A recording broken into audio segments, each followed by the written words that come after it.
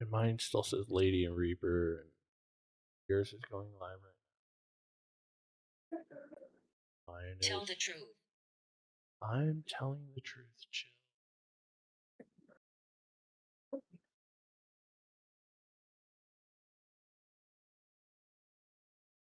Simple.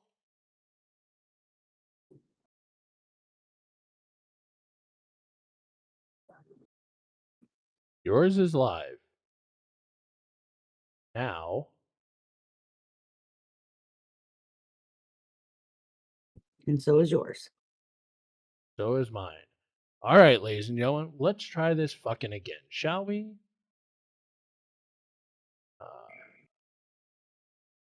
No, it's not. Hang on. Read that completely out. Nope, mine's back. Stallion, welcome back. I'm live. I'm good. All right, you're there. You're live. No, I'm not. Give us a second, guys. We're playing. I mean, I don't care. Oh, Jesus Christ, guys. It's I'm gonna have to play around with some stuff here.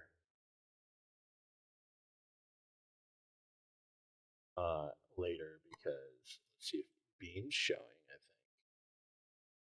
think. Yeah, it's Beam's working. Mean. There's 5. All right. There's that. There's 5 of you, huh? What you guys are hearing in the background there is sorry. What you're hearing in the background there, eventually I'll get this shit. Is a ghost box, and it's just gonna play while we're talking. Hopefully, it'll join the conversation. You never know, but hey, I just need to update something, guys. Give me a second. This is actually quite embarrassing.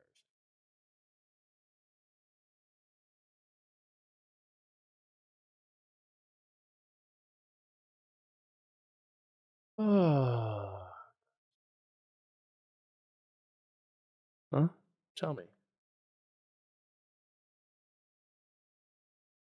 You got that right.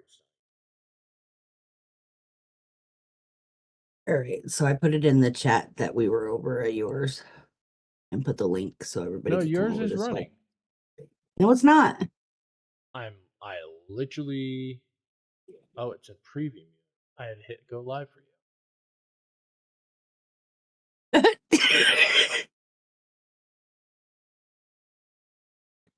Oh my god, guys. Why the fuck did you pop up? That's weird. Maybe we should have made the ghost the showrunner today. Maybe. Like, I don't know what's going on, guys. I really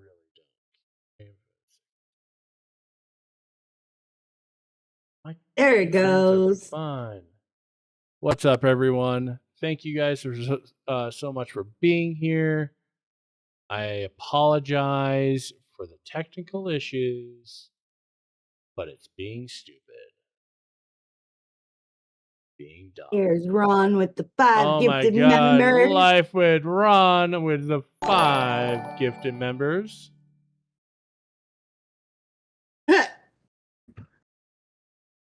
Psycho Ghost Tracker's got one.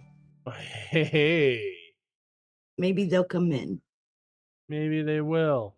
Well, welcome, everyone. I'm so happy you guys to be here. I'm sorry for the technical issues. I apologize. We're good now, though. Okay. It's the ghost fault. I was getting yelled at by the ghost in the ghost box. I was getting yelled at by Lady Reaper. I was getting yelled at by everyone else in the world. And I dropped the fucking ball, okay? I dropped the goddamn fucking ball. But it's okay. Right, Ron? I saw that too. And Kawi.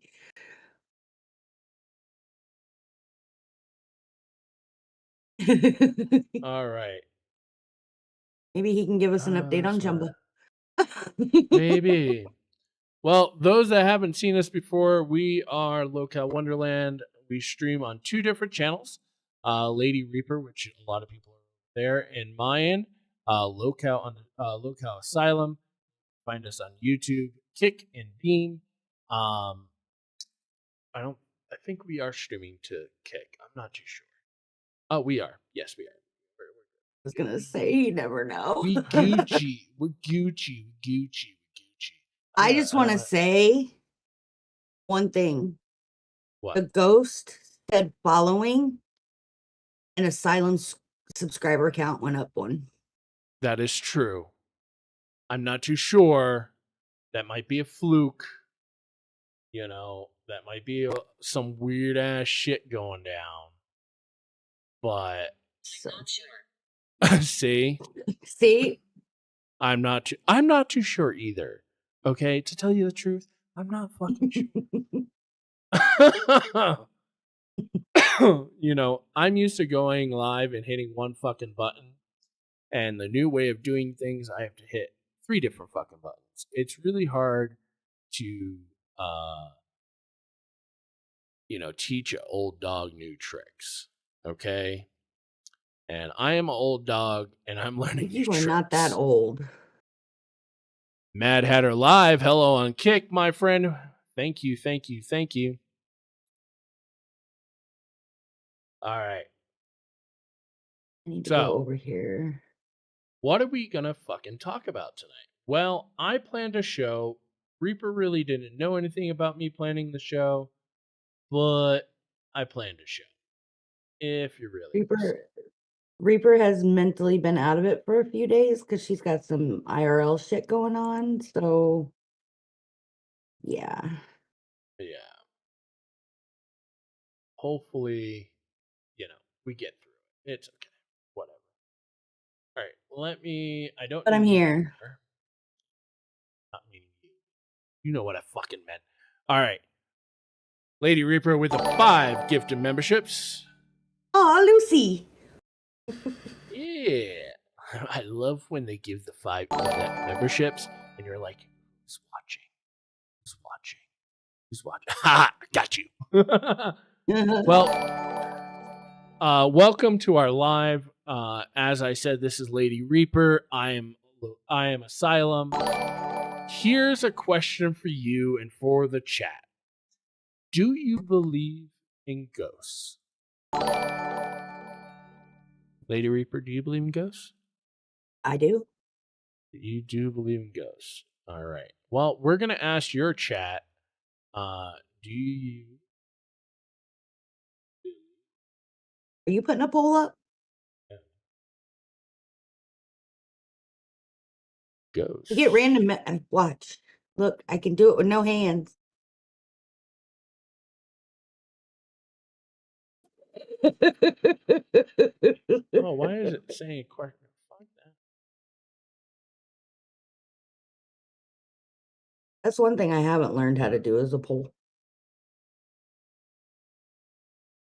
Of course, ghosts are real. Why would I say ghosts aren't real? I'm a medium. Yes. I do them all the time. Some of them beat me to death trying to get in my head. So. Listen, I blame Ron. Ron kept me up quite late on a 4-hour fucking stream yesterday. And this fucking ghost thing. Ghost, you're going... can't fucking type with you there. Okay? You're just gonna have to be over there for a second.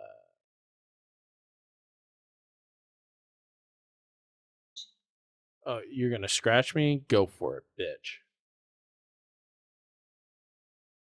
I dare you.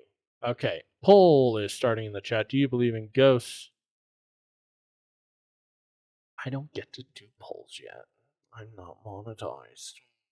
Not yet. If you okay, so you believe in ghosts? Why that poll's running for a little bit? have you had any paranormal experiences?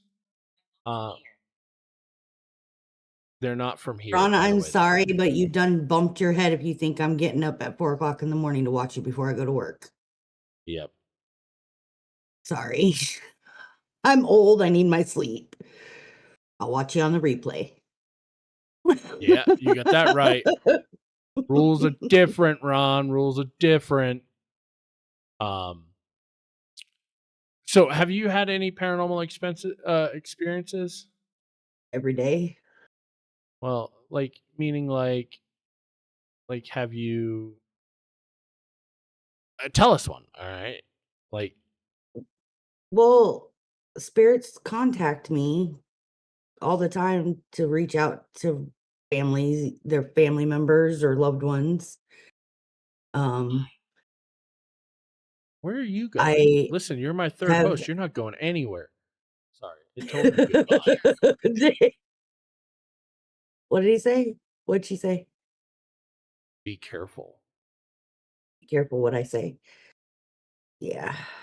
Anyway, I have had some rather evil experiences where ones have tried to possess my body. Angel. I am. That's what mediums are, fallen angels. That's what I believe anyway. But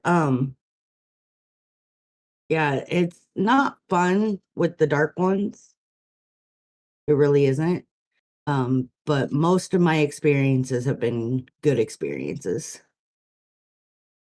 Well, that's I good. try not to see the actual entity itself, but sometimes it happens.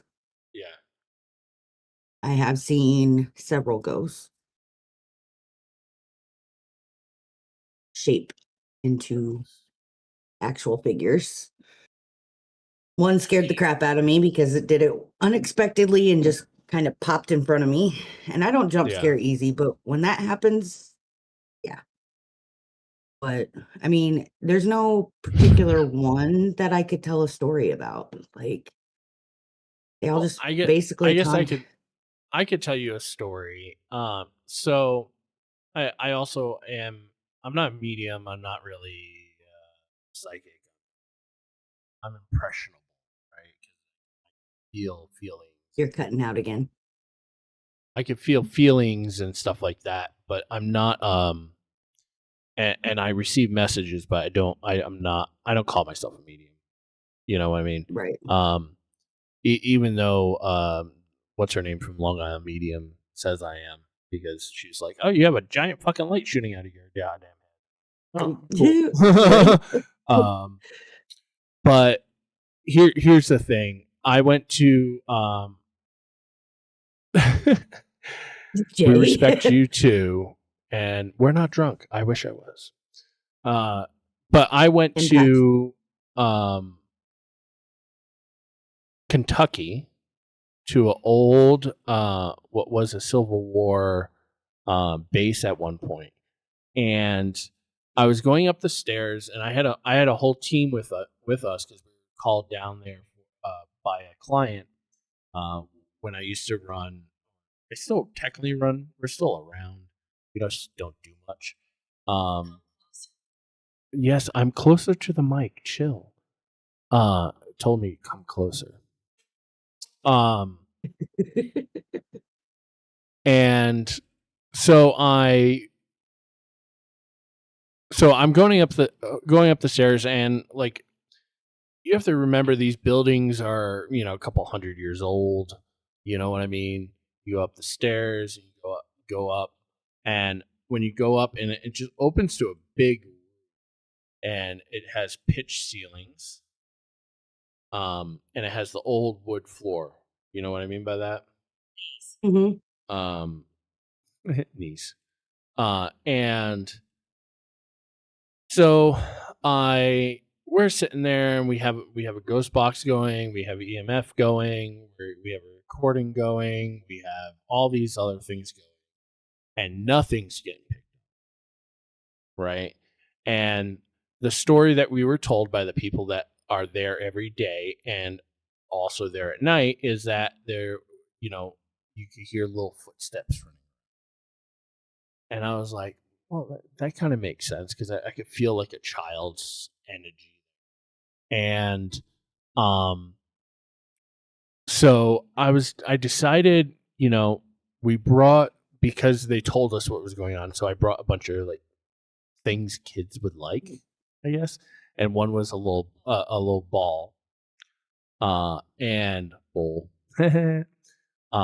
And I was like, all right, hey, it's time to play. You know what I mean? Like, hey, let's play. You haven't played in a while.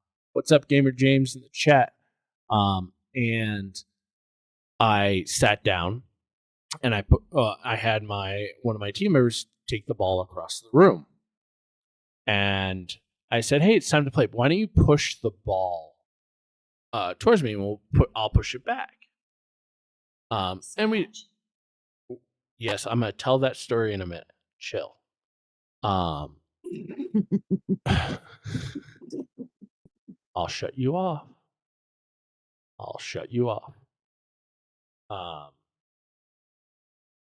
And so we're sitting there for like 2-3 minutes, you know, and I was like, come on, you know, we're gonna have to leave soon. If you want to play, you need to push the ball. Well, after I said that, hey, we're gonna leave, and if they wanted to play, the ball started rolling towards me, and the ball gets to me. And I said, okay, I'm gonna push it back, and I just very gently pushed it back, and it got to where it started, stopped, and then came back.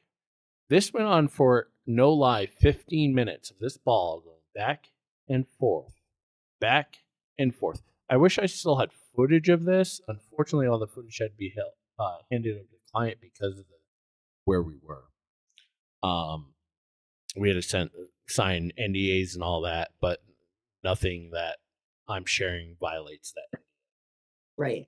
Hi, sister. And I said, okay, you know, it had been 15 minutes. I said, unfortunately, we have to move on. We'll make sure they come up and play with you. So actually, to this day, they actually send someone up there to play with this ball back and forth. And that's awesome. On their ghost tours now, they have people that will go up and play with this ball back and forth with this entity. And the entity was fine. We went to another building where there wasn't a very nice entity. And I won't go to the dark side. There wasn't a very nice entity. The reports of scratching, and different things like that. I'm not sure how either. But so we go in, and you know how when you go into where there's a negative energy and it just feels cold, like you're shivering cold. I was freezing. This isn't the dead. See, correct. I was right. See, even the ghost thinks I'm right. So I go in and it's cold in this room, and this is the middle of summer, really, right? Or spring. So it was actually really warm. Like in Kentucky, it's fairly warm there. And see, and I'm cold. And I like looked back and I said, are you guys freezing? Like I need a jacket. I need a jacket, my sweatshirt. And they were like, no. And I'm like, I'm freezing cold. And they took a temp of it, and it was like probably like 20 degrees difference. The air conditioning wasn't on.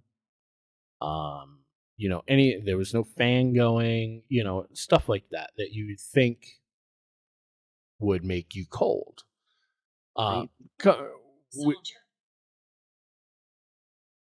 Actually, what's funny about this is where we were actually was a bedroom of one of the soldiers that lived on site full time His bedroom. Creepy. You're creepy. Just saying you're creepy. You know where the story is going. He was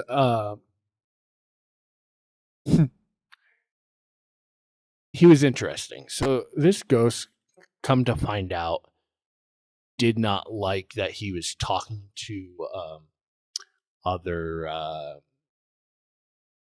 partners, I guess you could say, right? Or if he had a guest over, they didn't like it, and they basically almost took like possession of them, like not physically possession, not spiritually possession, but like their mind. You can't have them, right? And every time he would either have a guest or he was talking with someone, in that type of way, he would actually get scratches on his back that he can feel. So me and actually a medium that was there, we ended up getting that entity. We basically said, hey, if you don't want to play game and be nice, you can go. It didn't want to play game. It didn't want to play nice. And 45 minutes later, that entity ended up being pushed out of the of the campus where we were. So I that don't understand.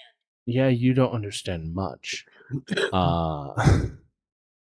I've been getting this thing riled up for like the last 30 minutes, folks. So it'll be interesting to see what it tells me. Probably tell me to go fuck myself. But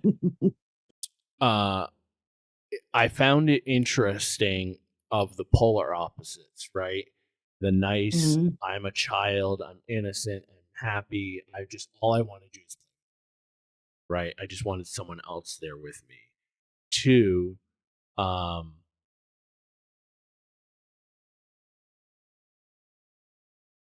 yeah.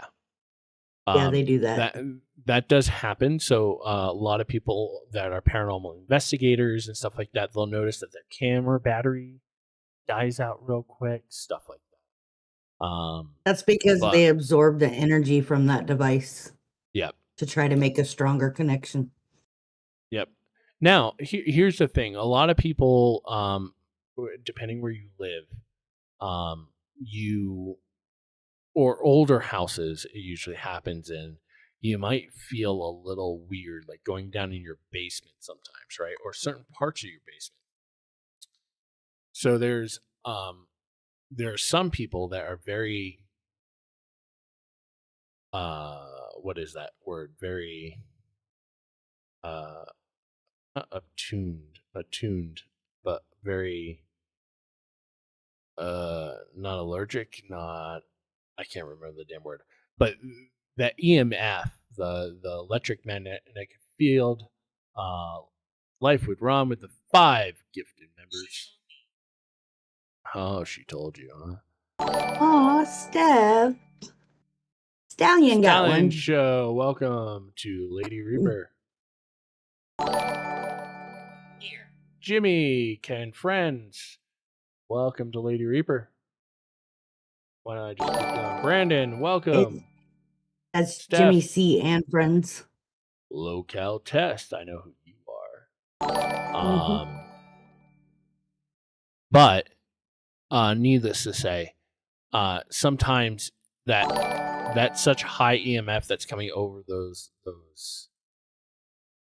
out of the pipes and stuff like that, right? Or from electrical currents can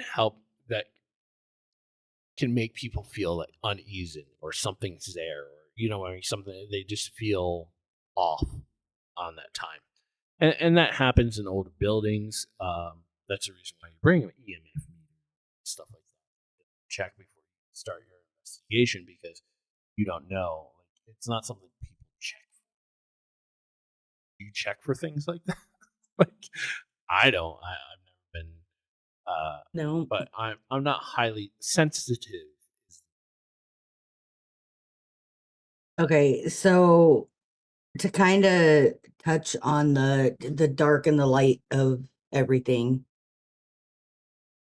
I have figured out a way to kind of, I guess you could say, put up a shield.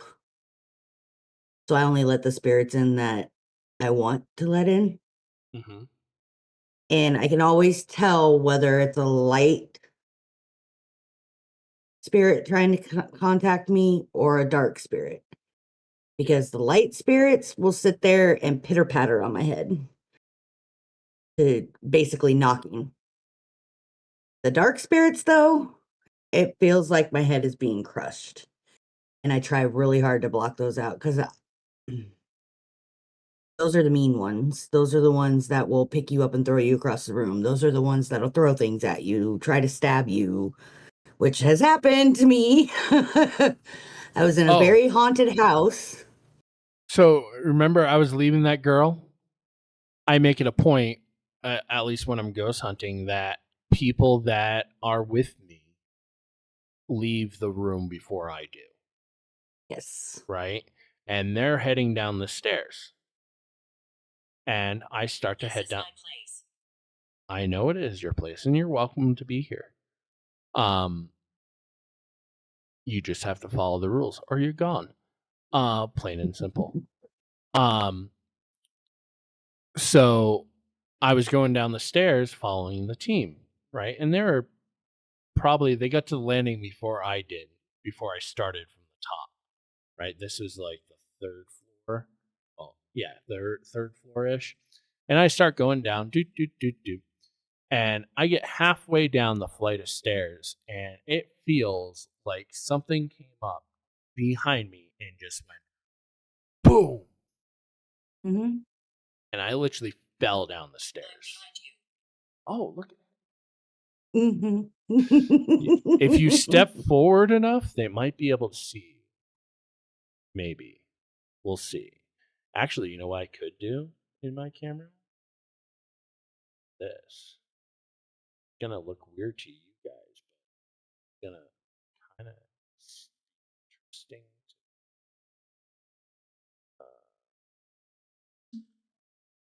While he's finishing that, I was in a very haunted house. Like, it had several different entities in there. Some of them were stuck there because the evil ones were keeping them there. And okay, I'll lower my voice. they wanted me and a couple of the people that I hung out with that had the same gifts as me to go in and kind of cleanse it to see if we could get rid of them. And I'm sitting here and I'm like, well, I don't do all of that, like with the sage and all of that stuff. It's really hard to get rid of an evil entity. Very hard to get rid of an evil entity. Saging the house and blessing the house does not help. Just said devil. So you have to be very careful how you do it and protect the not so evil ones. And when I went in there, I got to the door. I was in the door frame and you could see my breath. And I was like, he's already trying to attach to me. I don't know if I can do this. My friend was sitting there and she did something and then he moved away and it wasn't cold anymore. So I knew he wasn't trying to attach to me. But I walked in and this is how we found out the hard way that the strongest one is supposed to leave last. We did what we needed to do, thought we got the evil ones gone, but there was still one more in there hiding, like not coming out.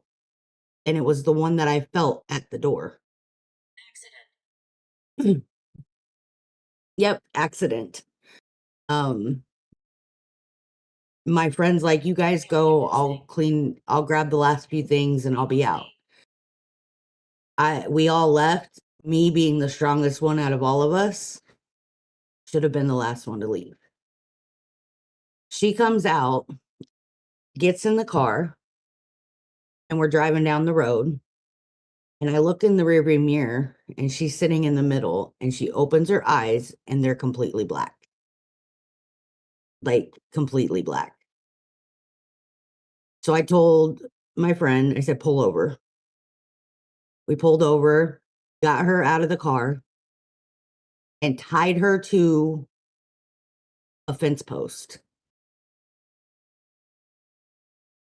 Because he wasn't acting yet, but we knew he was going to.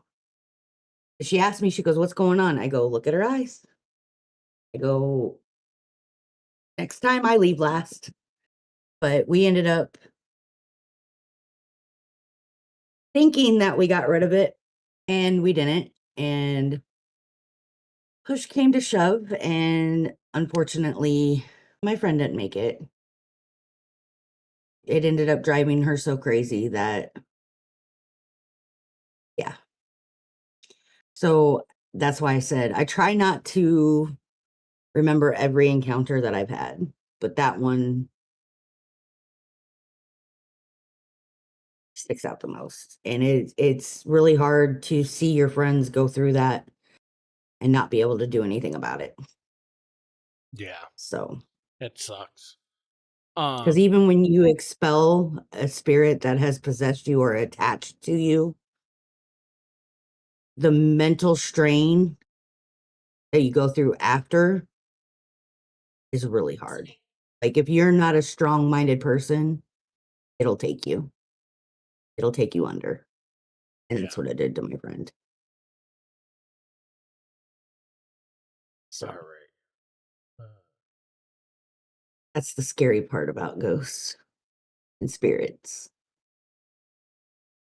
You never know what kind of spirit you're dealing with, whether it's a wraith or a poltergeist or just your common ghost that likes to just torment you, which I found out those are usually friends that have passed or family members that have passed, or the ghosts that want to basically fuck with you. They'll sit there and move something that is everybody that I've lost knows I have OCD. So there'll be times where I know exactly where something is and I come out and it's gone. I love those. So I have a Pidgey. I hope the ghosts that haunt me got big ass titties. I have a ghost that's quite friendly. And I think it must be like my grandfather or something. I'm not too sure what it is. But he's really nice. If I'm stressed out or I'm just kind of like, I need something. You know what I mean? He will sit at the bottom of my bed and read me bedtime stories. So there've been multiple times where I've woken up and saw this fucking guy sitting at the bottom of my bed reading me a fucking bedtime story. He understands. Yeah, no, not many people understand that. I would agree with you. But he's always been friendly, no issues. So he stays. And he's followed me ever since, I don't know, had to been since I was a kid. I at first thought he was a monster in my closet. And then it stopped for a while, probably because he realized he was probably scaring me. And so, but it picked back up and we're cool. We chill.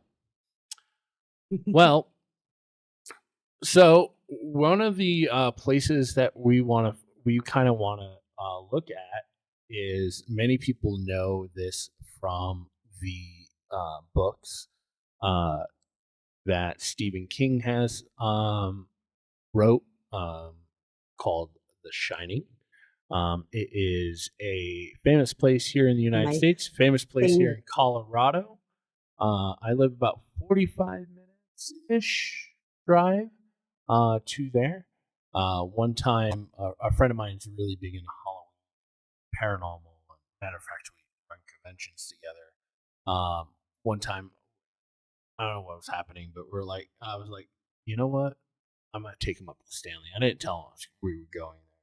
Literally, we went to pick up now his wife, and he's like, okay, where are we going? And I said, well, you should probably put Estes Park in your GPS. And he was really excited. We got to go up to the Stanley Hotel and walk around and stuff like that. This it's this video. It's kind of funny. It comes from the Insomni cult. Never heard of it, but we're gonna watch it. Ron, we need to go on a road trip to Colorado. Right. We're gonna go see Asylum, and we're gonna go see the Stanley Hotel. Pop that so you guys are gonna be able to hear that. The Stanley Hotel's massive oak doors and the scent of polished wood mixes with something far older. Something that hums quietly beneath the surface. The chandeliers glint like watchful eyes, and your footsteps echo along the grand hallway. Somewhere a single piano key strikes, a hollow note that lingers too long, teasing you. A shadow flickers at the edge of your vision, gone before you can confirm it exists. The hotel is breathtaking by day, opulent and inviting. But at night, it remembers. It remembers every guest, every whispered secret, every footfall across its creaking floors. And tonight, it remembers you. In this journey, we'll explore the Stanley Hotel's most haunted corners. First, we'll step into the concert hall, where ghostly melodies drift through the air, soft and teasing, long after the last guest has departed. Then we'll descend into the tunnels, dark veins beneath the hotel, echoing with unseen footsteps. So let me tell you something. This where he's talking about those tunnels, the unseen and all that echoing footsteps. I got the privilege 1 year to go up there. They're having a paranormal convention up there, and I was like, yeah, fuck it, I'll drive up with a couple of friends that were really big into the paranormal, and we went up there, and I got to meet the guys from Taps.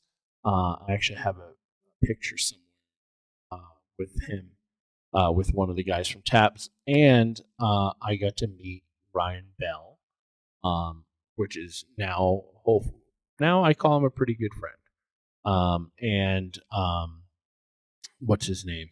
He's a medium. Oh, starts with a C. Oh my God, it will come to me. I blame her on steps and whispered secrets. And that's finally, awesome, we'll confront the heart of the Stanley's legend. Room 217, a room whose reputation for unexplained terror has haunted visitors for over a century. Each location carries its own story, its own spirits, and its brand of mystery. And trust me, you'll want to see Room 217 last. There's a reason it's the centerpiece of the hotel's chilling reputation, and we're saving its full story for the end. So if you're ready to wander where the past lingers, the shadows breathe, and the echoes of history refuse to let go, stay with us. Before we begin, make sure to hit the like and subscribe button to join the Insomnical, your gateway to the unexplained, the eerie, and the spine-chilling stories that lurk in the corners of places like the Stanley.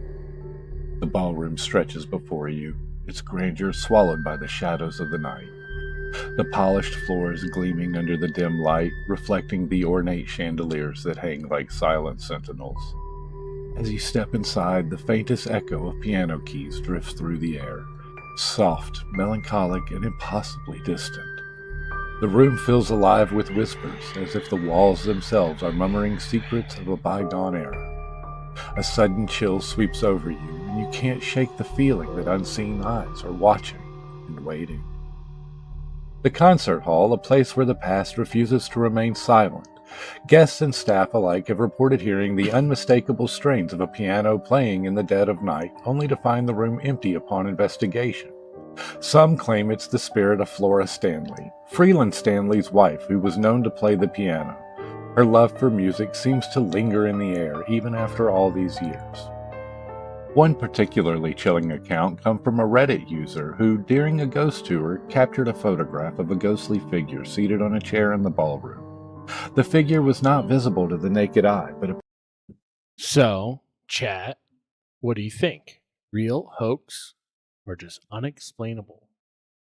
That's what I want to know from you guys about this in particular picture. I mean,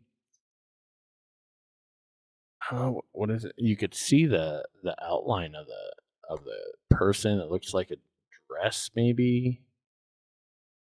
But what is blurry is everything looks around it. Yeah, it also looks like someone's sitting here in a dress, and there's someone like about to step off the stage. Kind of two, maybe.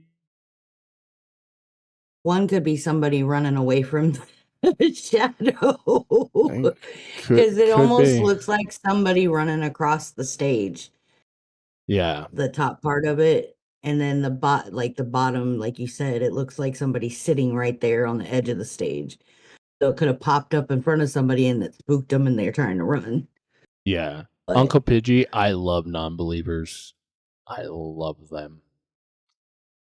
Because a lot of people go and figure out, oh, I'm gonna just go ghost hunting, right? I'm gonna go to this abandoned house or this graveyard and stuff like that, and that's kind of how I started with my friends, with Zero to Manic and a few of our friends. We started doing things like that. We went to graveyards and stuff like that, but we realized after kind of deepening our research into the paranormal, it's truly a science, and a lot of investigators, believe it or not, are non-believers. They're there to prove this wrong, and then there are some that are believers that are there to capture or to prove that this exists. Non-believers and believers, specifically on a paranormal team, is very important, because you have two very different outlooks on what you're seeing and what the evidence is showing. At least that's what I believe. Appeared clearly in the photograph, adding weight to the tales of spectral presences in the room. Another guest shared their experience. I was the last person to leave a room on a ghost tour in the Stanley. So remember when I said it, I got to go to the Stanley Hotel, and it was for that paranormal. Well, Chip Coffee was his name. Chip Coffee, Ryan Bell, the guys from Taps. We were just hanging out on the porch, and they're like, "Hey, we're gonna do a ghost hunt tonight, just kind of like the four of us. Do you want to join?" And I was like, "Fuck yes, right? Absolutely!" Like, what? I was speechless. I totally fangirled, and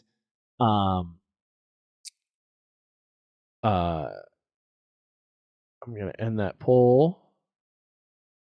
80% of your viewers believe in ghosts. 20% say not a chance. They don't belong. So we were down actually in this area. And we had a ghost box, or a spirit box, they call it, but it's a different one that like plays on radio stations. And that kind of just like filters through and is moving so fast, and you don't hear it until an entity uses it and like basically stops it and manipulates the radio frequencies to speak through. Hey Jimmy, how you been? And one of the girls that we were there, and we were sitting there and we're just chit-chatting and we're asking questions and it's responding and we're going back and forth. Well, the last question we asked before we all decided to leave this area, the girl asked, "Do you know that you're dead?" And the spirit box, as clear as I am speaking to you today, folks, says, "No, you are." Ooh. That's just fucking creepy. We all decided at that point in time we were leaving. These are people that do this for a living, right? This is people that do this, you know, and get paid by networks and people and organizations to do this, and they all decided we out. So we left. Faced me years ago, and the door closed by itself behind me like someone had yanked it shut. This incident highlights the eerie happenings that often accompany visits to the ballroom, where the line between the living and the dead seem to blur. But the ballroom is not the only place where the hotel holds its secrets. Beneath your feet lies a network of tunnels, dark and winding, where guests have reported even more unsettling encounters. Are you ready to descend into the depths and uncover what lies beneath? As you descend a narrow staircase, the wooden steps groaning beneath your weight, the air grows cooler, damp with the scent of stone and forgotten years. Darkness presses close, swallowing the edges of your vision. Each step echoes through the tunnels like a heartbeat that isn't yours. Somewhere in the shadows, a footstep, soft and deliberate, mirrors your own. A faint whisper curls around your ear, too low to comprehend yet impossible to ignore. The walls seem to breathe, and somewhere deeper, a distant laughter bounces back at you, fragile and hollow. This is your flashlight trembles in your hand, as though the very air conspires to keep the tunnel's secrets hidden. You feel a presence just beyond the beam of your light, patient, observant, and waiting to see if you will remember it when you leave. The tunnels beneath the Stanley were originally designed for staff to move unseen between areas of the hotel, but over the years they've developed a reputation all their own. Visitors have reported cold spots that make their skin crawl, whispering voices that seem to echo off the walls, and fleeting shadows darting just out of sight. One visitor recounted, "I was walking through the tunnels alone during a late tour when I felt a hand brush against my shoulder. I spun around, but no one was there. My heart raced for the rest of the way back up to the lobby."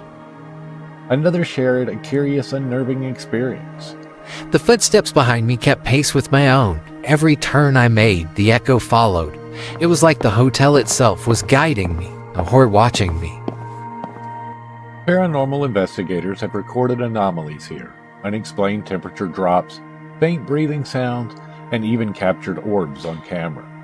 Some guests leave with only a fleeting chill, while others report a sense of being followed long after they've left the tunnels. Yet the tunnels are only a taste of the Stanley spectral presence. Above ground, waiting at the end of the hall, is the infamous Room 217, a place that has inspired terror and fascination for over a century. What happens behind that door is more intense, more intimate, and far more unsettling than the tunnels or the ballroom. As you open the doors to the massive ballroom, the chandelier glimmer as their lights flicker, casting elongated shadows that seem to twist and sway on their own. The polished floors reflect more than just your image. It shows movement that you cannot explain. A piano stands in the corner, grand and untouched, yet the faintest notes float through the air, teasing your senses. You feel drawn to it, compelled to follow the melody, and then the air thickens. Presses against your chest like the hands of unseen dancers, guiding you, whispering, reminding you that you're not alone. Somewhere the laughter of children echoes, faint yet unmistakable, darting between the walls and disappearing into corners where your flashlight cannot reach. The ballroom breathes, and you realize that it remembers every event, every guest, every sorrow. The Stanley Ballroom has been at the heart of countless reports of paranormal activity. Guests often mention hearing delicate piano music, soft and melancholy, drifting through the otherwise empty hall. Many attribute these ghostly melodies to Flora Stanley, the hotel founder's daughter, whose love for the piano appears undiminished by time. One visitor describes their experience vividly.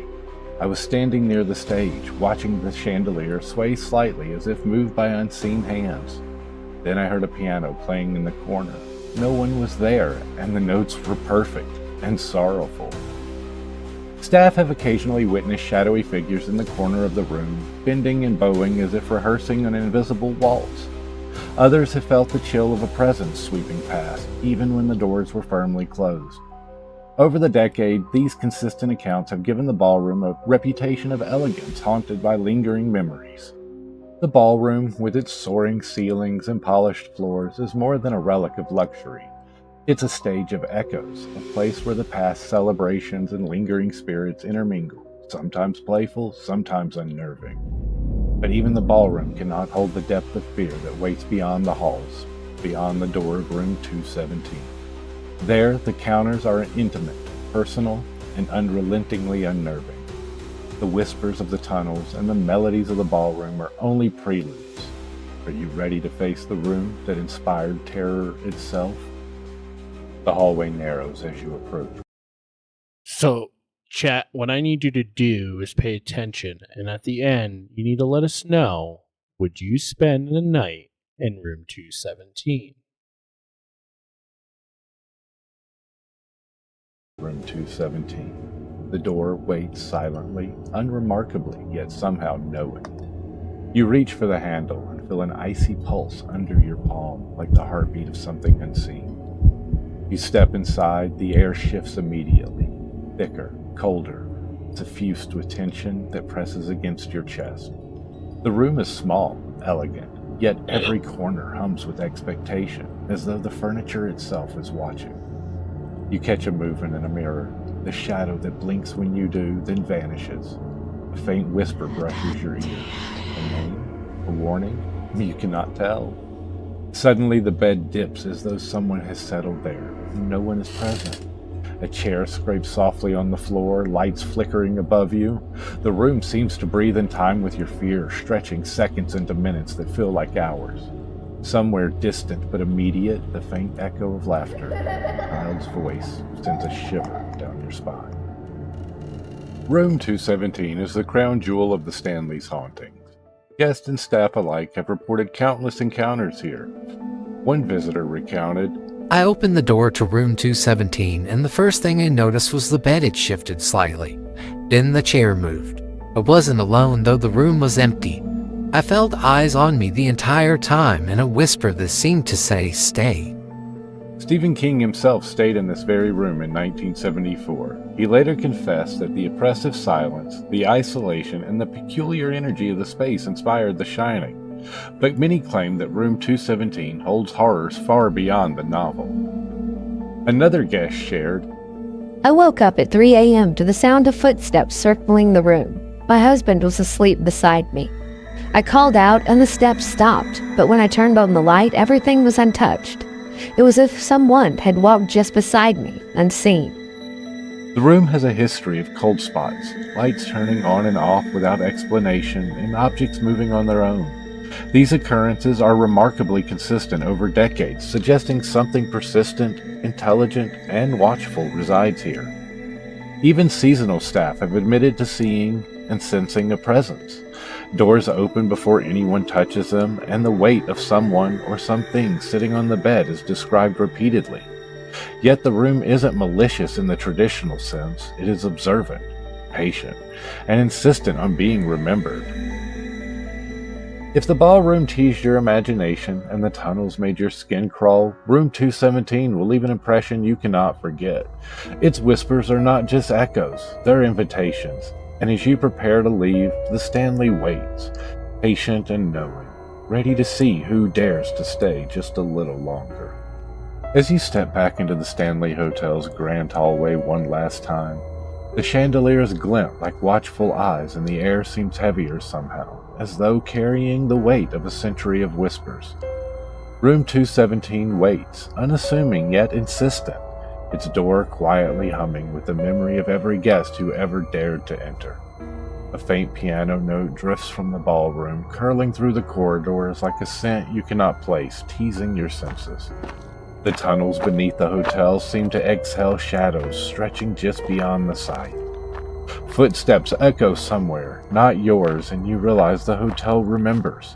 Every creak, every flicker of light, every whisper in the dark. The Stanley is alive in ways that linger long after you leave.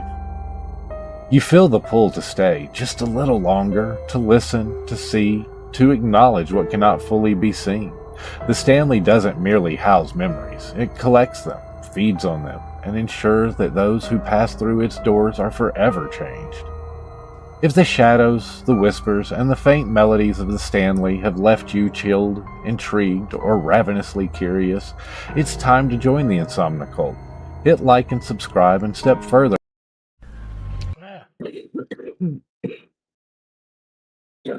So, chat, question. Would you stay in room 217? There's also a room there that's quite interesting that is still on the ghost tour, I believe.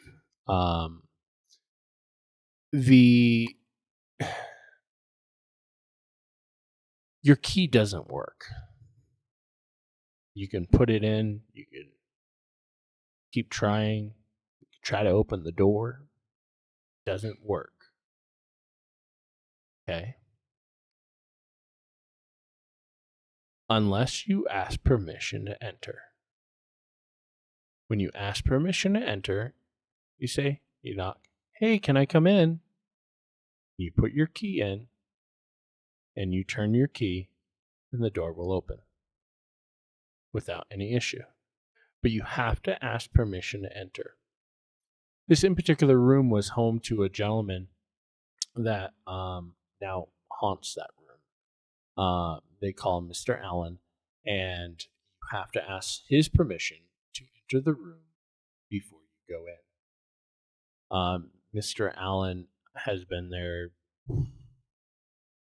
probably years and years and years now, but it's quite interesting. And when we're on this tour, we got to go to this room, and the person that was leading the tour said, "Hey, yeah, tried it." It was like, "Hey, wouldn't go in, put the key in, put the master key, nothing."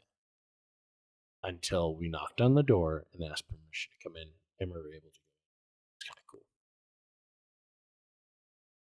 So, would you stay in 217? I would go beat on the door and be like, help, I'm being attacked. See if they let me in. Right. I would.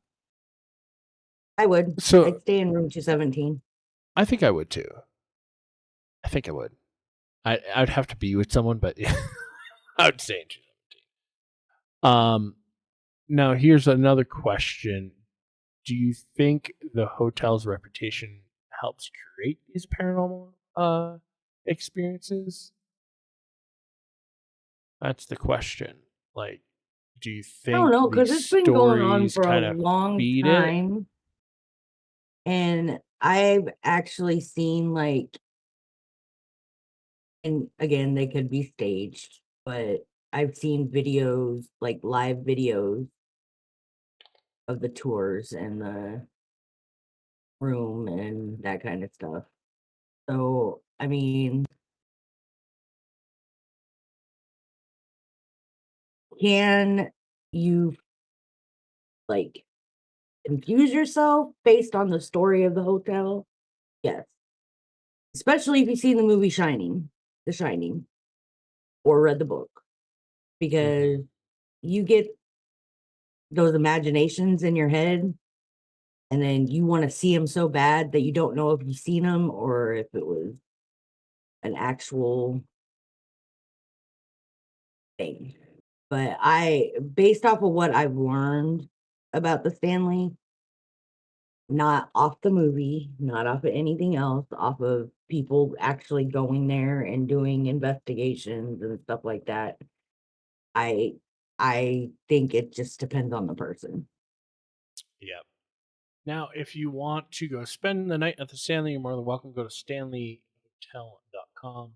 And just an average price, I see anywhere from $293 to $465 a night. So, yeah, just to give you a heads up, because of its popularity. If you want to, they also do paranormal investigations. Where did that go? You know who Selena Spooky Boo is? Think so, yeah. She did one there. Her and I can't even think of her name, the blonde. I can't think of her name right now. If you want, they do also do 3-hour investigations. Those are $125. A little pricey, but definitely worth it. One of those places that is on a bucket list for many people to go visit. So on mine. One day. Yep. So Stallion said he would stay in 217. Why do you think haunted hotels are so popular to people? Because you can actually stay there and like record through the night to catch something. That's why I really believe that hotels are that way. Like you could go to an abandoned asylum or an abandoned hospital or whatever, but don't normally stay there. Like you can't rent a room and be like, oh, I'm gonna try and get something. But I think the hotel is the excitement of it. Like being able to stay there for more than a couple hours to see if you can, without worrying about whether or not you're going to get in trouble for trespassing or that kind of stuff. I mean, yeah, it can be a thrill to be like, oh, I'm going to try and not get in trouble for trespassing on this place and everything. But I think having it be a legit place to go where you can get a room, you can walk around, you can investigate, you can look at all the stuff that they talk about. I'm sure they have descriptions of everything in the area that happened there or whatever, and you can take your time, like,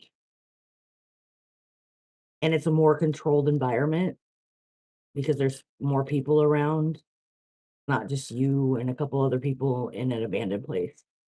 Yeah. I agree with that. So I think that's why they're more popular, because gotta admit there's a bunch of pussies out there. They are. But earlier, Stallion had asked, have you ever went to the real Hell House? The real Hell House? I don't even think I've heard of the real Hell House. Where is it at, Stallion?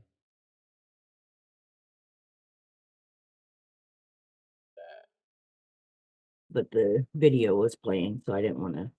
Oh, you're good. Interrupt. I want to show you guys something. A little break of that. Let me pull this up real quick. While you're pulling that up, I'm gonna grab a drink really quick. Oh yeah, go for it. Oh, it's in Pennsylvania. Oh. I have not. Ooh, so I'm not that far away. No, you're not. So I was telling you guys about me and my friends. We created this paranormal investigation society and stuff like that. And I wanted to show you guys. So this is a photo that was taken. I actually took this photo. This photo is taken at Fort Adams in Newport, Rhode Island. It's an old Civil War fort, old Revolutionary War, and I believe they used it during the Civil War too. So these two that are sitting on the bench there were two great friends of mine. And I was like, oh, go sit over there. I'm going to snap a picture, right? Took the picture. And after the fact, we saw this orb, which was kind of cool. Let's see if I can find. I always like seeing orbs. Right. Oh, it will let me. Oh, wrong picture. So you remember when I was telling you we started out in graveyards, This photo was taken. We have a rule, of course, to respect the graveyards and respect the people that are buried there, of course, that we do not smoke, vape, or do anything like that while we were on property. So we took this photo, and then they turned around. They're talking, and they turned back and took another photo, and that's what they found.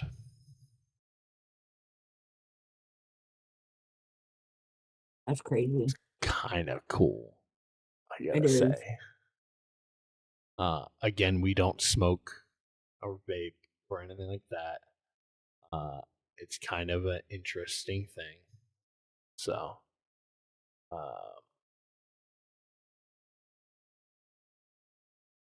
I should have gone one more. It's okay. Talking about. So in our next segment, we're gonna be talking about the Bell Witch. The Bell Witch is a legend in Tennessee in 1817, and is considered one of America's most famous hauntings. Witnesses claim a spirit Bell family, and was been responsible for the death of John Bell. Couple of questions while we look at this one. Can a spirit physically harm someone? Why has this story survived over 200 years? Was it a spiritual or mass hysteria?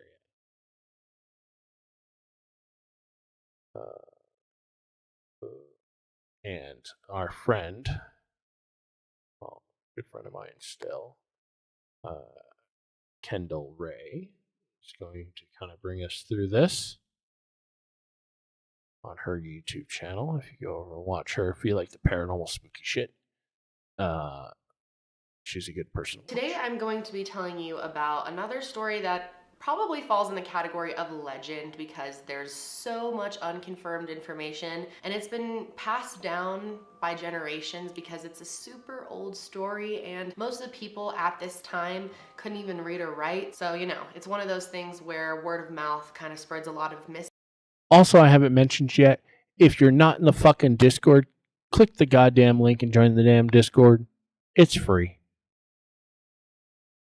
Information, so there's a lot of unconfirmed details of this story, and it's definitely a legend. Some people don't believe that the story is true at all, so it's definitely up to you at the end of the day what you think. Today I will be telling you about the haunting of the Bell family farm, otherwise known as the story of the Bell Witch. There's a bunch of different versions of this story online, so I did my best to try to find the most generally accepted version and put together a story that made sense as best as I could. But again, most of this is hearsay and could be made up, so keep that in mind. So the story actually takes place in Red River, Tennessee, which is actually now known as Adams, Tennessee. It's a pretty small town right on the outskirts of Nashville. So the story actually starts in 1804, so a long ass time ago. There was a man named John Bell, and he was married to a woman named Lucy. And in 1804, the Bell family and 10 other families made the big decision to move from North Carolina to Tennessee. And this was a major decision because moving was no easy task back then.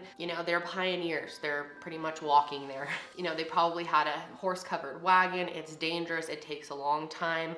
But they made the move with 10 other families, like I said. And when they finally got to Tennessee, after quite the trek, they moved right into a new house, which was a beautiful big house for the time, and started farming. John Bell purchased a lot of land for his family to farm on. And as the years went by, while he was there, he bought even more land, and he was just killing the game. Eventually, he owned 328 acres and cleared a bunch of that land for farming. So he was doing really well. They were also really well respected in the community. He was well known, and life was going pretty well for the Bell family. So they started to have children and really settle down and make their home in Tennessee. So one of the families that moved from North Carolina to Tennessee with the Bell family was called the Batts family. And the man of the house, Frederick Batts, actually was injured in a farming accident, and he ended up becoming disabled. This was absolutely terrible for their family because they relied on him for income, and he wasn't able to work because he was disabled, so they're kind of SOL. So they ended up having to sell parts of their property in order to make ends meet. And one of the people to buy land from Frederick was John Bell. And he got a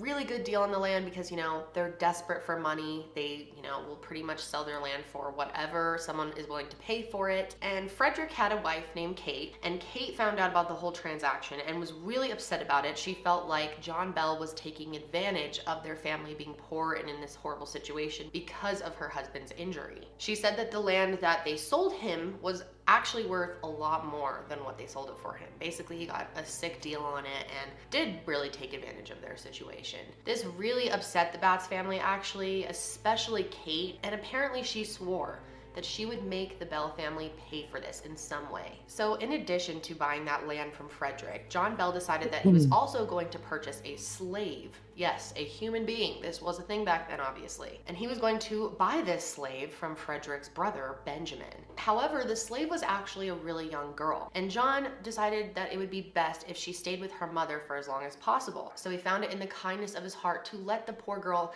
stay with her mom until she was a little older, when he would come pick her up, and then she would become his slave. And when the time came for her to be old enough to work for him, John came and picked her up. But when he picked her up, Benjamin said that she was worth a lot more now that she was older and working age and stuff. So he wanted John to pay more, but he had already paid for her, so he was like, no, done deal, I'm taking her anyway. So he took her, and this is when the Bells and the Batts ended up having major beef. The Batts felt like John was just a terrible human and would just rip off anybody. They felt like they were being taken advantage of by him. So since John ended up taking the slave with him anyway, Benjamin Batts decided to file a lawsuit against him for extortion. However, back then the communication wasn't too great, and John ended up not even knowing that he was supposed to be in court, so he never showed up for any of the hearings. But eventually word was getting around the town because the Batts were just talking so badly about the Bell family. And so a lot of people in the town stopped respecting them, stopped liking them, and kind of had a thing against them. But on the other hand, they also didn't like Kate, who was the one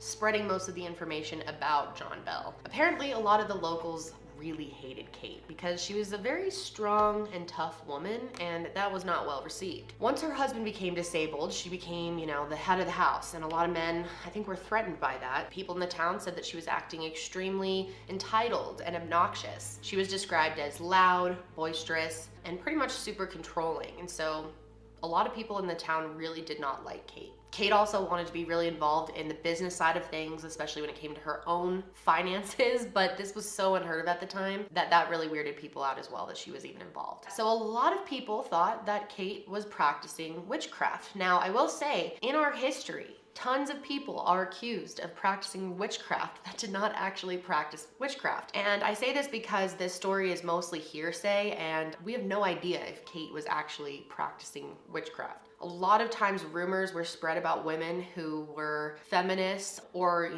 spiritual in a way other than Christian, who were like anti-Puritan society, are labeled as witches. Especially a woman who is coming off as really strong and trying to take a man's role. I could easily see them trying to peg someone like that as a witch. But a lot of people think that Kate really was a witch. So again, this is gonna be up to you. A lot of people actually think her husband was disabled because of her. That, they were being punished by God because she was dabbling in witchcraft, so it's her fault. So the story of the hauntings at the Bell family house are really where the meat of the story is. So in 1817, the haunting of the Bell family house really begins. It all starts with John. He was actually hunting on all of his land that he had when he came across a creature. He described it as a large dog with the head of a rabbit.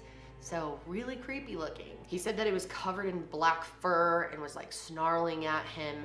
And so his natural instinct as a hunter was to shoot the thing. So he fired his gun and he runs over to it to see what he had killed. But As he got closer, he realized that it had disappeared. And after this encounter, John said crazy things started happening in their house. The Bell family talked about a lot of sounds happening around their house. The whole family claimed that during the night you could hear stones being thrown against the house, or at least what sounded like stones. And every time they heard the sound, they would go outside to see if anyone's thrown a rock at the house or find out what the sound was, and there would be nothing there. They would hear some other things like window creaking and scary noises that sounded like animals howling, but they weren't too freaked out until it started happening inside the house. They claimed that they started hearing what sounded like scratching at the walls, at the doors, on the windows, and they said that the sound was coming from inside the house. And anytime they looked for like a source for any of these noises and would try to figure out what they were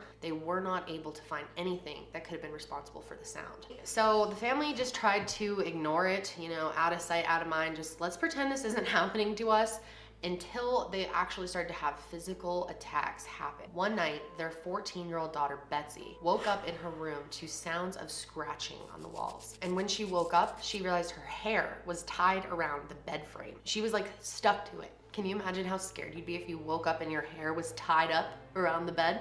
This is when she claimed she couldn't move because she was tied up and something. So what I want to also like point out, like, back in this day, you also have what's going on in Salem, Salem witch trials, people being burnt at the stake. Are they a witch? Do they float? You know, things like that. So you got to kind of keep those in mind. Started slapping her across the face. She couldn't describe it as anything other than a force. Every time she would try to pull the covers up over her face to shield her face from the slapping, the covers would be ripped back down. So when John and Lucy heard their daughter screaming, they ran to her room, and when they opened the door, they actually saw her looking completely panicked with red welts and marks all over her face. She said she felt like she was being strangled, like she couldn't breathe. And it didn't take long before this started happening to the other kids in the house, her two younger brothers. They started just waking up with these huge welts all over their face. They also said that they would wake up to the sounds of rats chewing on their bedposts, and they would get so freaked out that they'd run to their parents' room. In addition to all of this happening to the kids, John also started having some physical symptoms happen to him. He started having paralysis on part of his face, so it was like drooping down, and his tongue also swelled up really, really big, and he wasn't even able to eat. So the Bell family was super freaked out. They felt like they were being haunted, but back then that was a very taboo thing, you know? You have to deal with people wanting to come in and do an exorcism on your house, and people talking in the town about why you got haunted, and you know, it just brings a bad reputation to the family, and their reputation already was kind of shitty because of their drama with the Bats family. So instead, they decided they would just pray really hard to God and ask him to protect them from this haunting. However, this was not the case. After they started praying, the activity started to get worse in the Bell house. Some of the slaves that worked in the Bell house said that they would see random animals around the house, even birds. Some of them even claimed that these animals could talk, and quite a few of them mentioned a talking donkey. I think we know who that donkey is. Shortly after things started getting worse, Betsy was really freaked out, and she went out for a walk one day. She was walking through a field when all of a sudden she saw a girl in a green dress hanging from her hands from a tree, just like swaying in the breeze. Betsy claims that she only saw the girl for a split second before the whole image just disappeared. So the activity kept ramping up. They kept seeing things. All of the Bell family members were starting to experience the paranormal activity, and it was bad. So even though they were trying to keep this, you know, quiet, eventually the activity was so bad that none of them were sleeping, and they were absolutely desperate. So John decided to reach out to his friend, James Johnson. He asked James to help, and James agreed to try to help them. James was pretty religious, and so he and his wife ended up coming to the house, and their plan was basically to just pray and hope that the evil spirit would leave the house. Now, apparently, one time when James was over praying, James asked the spirit to know what the name of it was. Like, what is it that is possessing this house? And that's when he claims he heard someone say, Kate. Now, again, he definitely could have made this up. They had some beef with the family. I feel like there's some room for small town shenanigans going on here, but they thought, you know, it's gotta be Kate Batts that's haunting us. So things were still just going terribly for the Bell family. As they continued to pray, the haunting just was getting worse. So John decided, you know, I have to just get help from the community. We've got to tell people what's going on. And so that's what he did. Once they started telling a few people, the word got out quick about the haunting at their house. And it wasn't long until random people started coming to their house to see if they could experience some of the paranormal activity themselves. And this is really, really interesting. But eventually the story became so big that Andrew Jackson, who was an Army general back then, but would be future president, eventually he heard about it and he decided he had to come see the haunting for himself. Andrew Jackson actually decided to take a group of his men to the Bell family house and stay in the house so that they could experience the paranormal activity for themselves. However, when they pulled up to the house in their wagon, all of a sudden the wheels of the wagon completely stopped working and there was nothing visible and no rhyme or reason for them to have stopped working. Apparently Andrew Jackson at this time said, "By the eternal, boys, it's the witch." And then they claimed that a voice was heard saying, "All right, General, let the wagon move on. I will see you again tonight." And then they claim that the wagon started moving again. But I'm very skeptical about this part of the story. I don't know. Andrew Jackson was not a great guy. I feel like maybe he could have been making some stuff up. So apparently once they got there, they had planned to stay for several politician? nights, but No. it was so haunted that they only stayed for one night. They basically said there was so much activity in the house that they couldn't take it and they decided they had to leave. Apparently Andrew Jackson actually said, "I would rather face the entire British Army than face the Bell house at night again." So John's health was definitely deteriorating and so was Lucy's. She ended up getting really sick with a terrible lung infection. But while she was in bed, she claimed that Kate actually came to her bedside and took care of her. The witch of the town, you know? Lucy claimed that she would leave grapes and hazelnuts by her bed, but no one ever let her in or anything. So it's always been kind of undetermined if she was like a spirit there haunting her, but taking care of her in a way. I don't know. But Lucy did end up Angel getting better, Munez, and the she CEO said of it was Beam, in the partly due chat, to my Kate. friends. Thank you so much for But John, popping in, my he got friend. worse. I appreciate you, and I Really appreciate sick, your actually. And on the morning of your December 20th, platform here. 1820, Always John Bell having was a found ton of dead fun in over his here. bed. And one of John's sons claims that he went into his room after he was found dead, and he actually found a little cloudy bottle of like an empty vial of what he thought was poison. And he said there was a nasty smell coming from his dad's mouth. So he thinks that his dad... I had to pause it real quick. I just want to big shout out, if you didn't hear me earlier, Angel Munez. Hopefully I'm not butchering your name. He's the CEO of Beam. He's actually in our chat over on Beam. If you guys haven't checked out Beam, please go check them out over there. They're a great platform to stream on. You automatically get monetized and you automatically get sponsors and all that kind of fun stuff over there. So if you haven't checked them out yet, and there's some great shows over there. No, just saying. Number 3.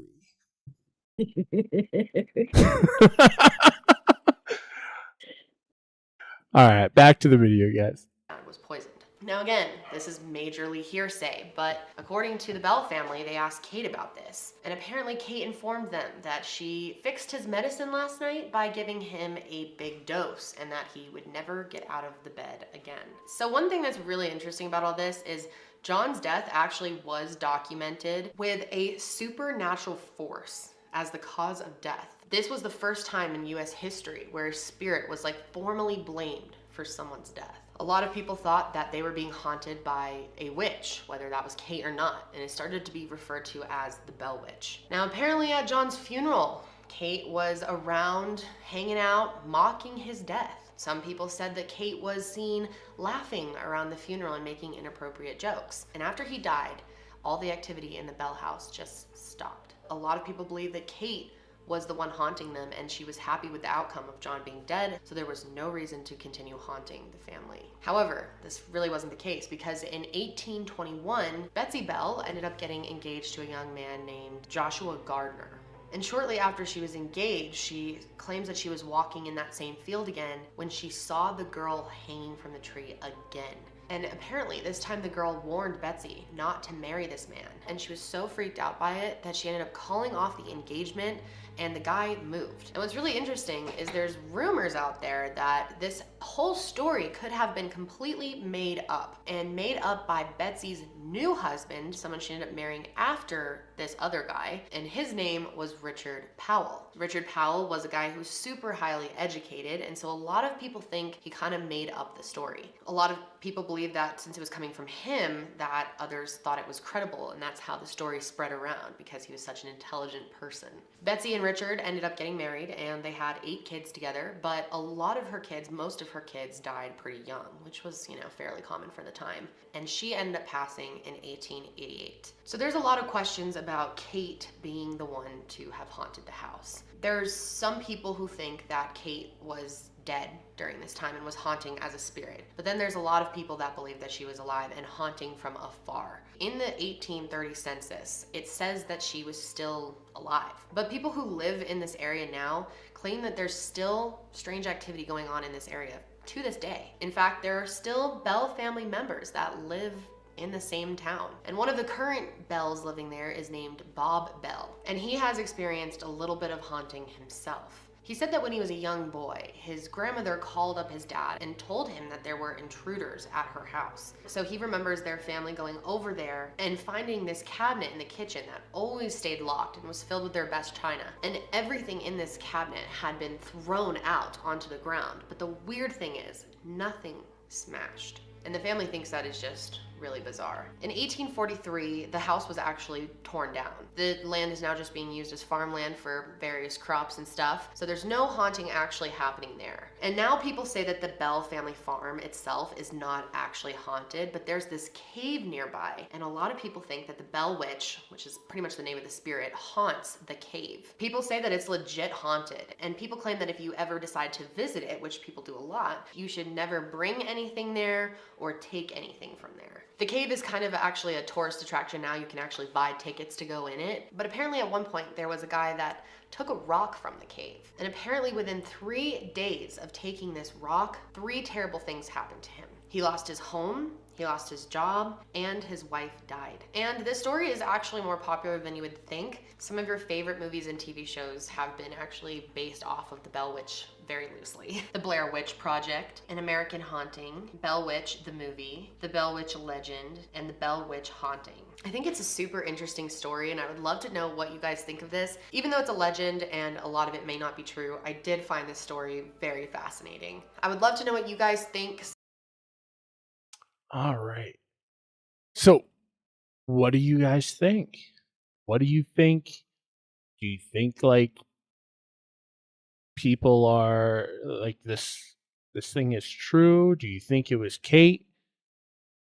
Histories of Kate's, haunting people. What do you think? What do you think, Reaper? Do you Well, think if what she Kate said was alive or true, dead? if what she said was true and the census said that she was still alive during that period, there is a possibility that she was a witch and could have sent spirits to that house to do that.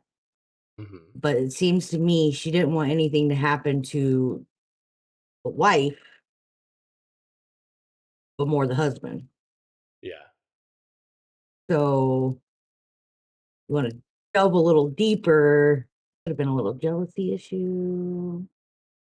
Could have been. Because that girl that was hanging from the tree told her not to marry the other guy, get remarried. So who knows? I mean, there's so many ways you can go with this story. So many directions that you can go with this story. I don't know, because it's kind of weird because I've been to that city and I never knew anything about it before now. Now It would have you been know. awesome if I would have known then. I would have looked into it a little bit more, but Right. I lived in Clarksville for a long time, and I went to Adams and Nashville quite a few times in that little time that I spent. Yeah. And so So I don't know.